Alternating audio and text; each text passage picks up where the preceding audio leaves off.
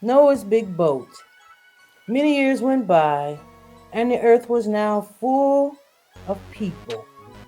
But most people had completely forgotten about God. They did many evil things and were hateful to one another. Um, this made God very sad, and he tried to find a good person somewhere on earth. Among all the people, God found only one good man. His name was Noah. Noah loved and obeyed God. God said to Noah, I am sorry that I created people, and I want to start all over again. I'm going to send a big flood over the world, but you and your family will be safe. God told Noah to build a giant boat called an ark.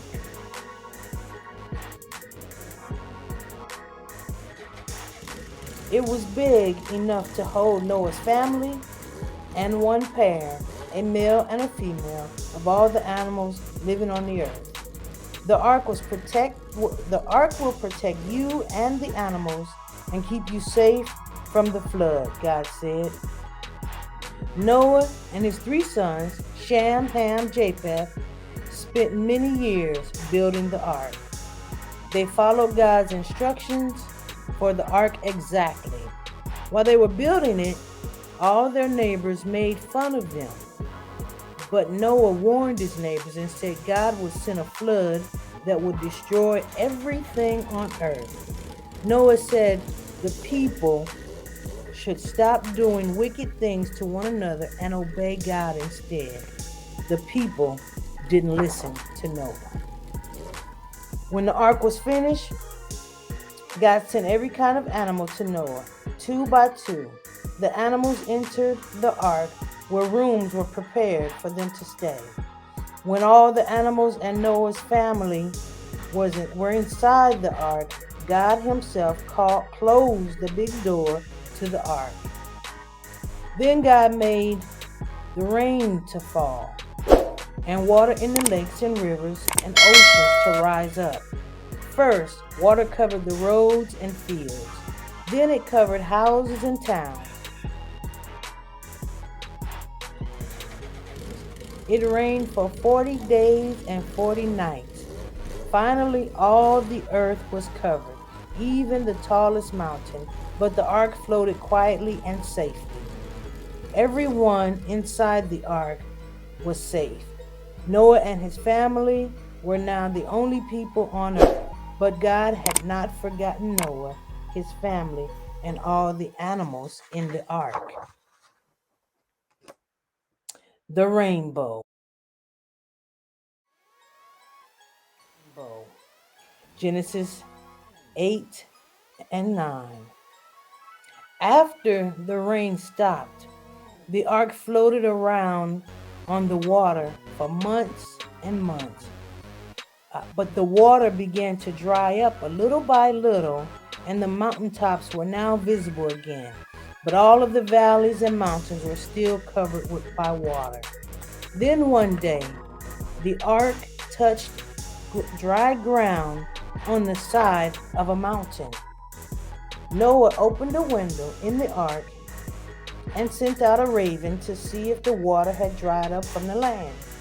The bird flew away, but it came back to the ark because it did not find any land. Noah waited 40 days. Then he sent out a dove to see if there was dry land. But the dove returned to the ark because it found no place to land. Noah waited 7 more days and sent the dove out again. This time it came back with a green twig in its beak.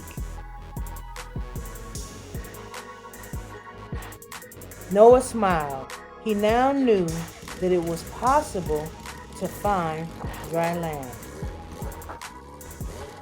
A week later, Noah released the dove once more, and this time it did not return. Noah knew it was time to leave the ark. God said, everyone can leave the ark, for the flooding is over.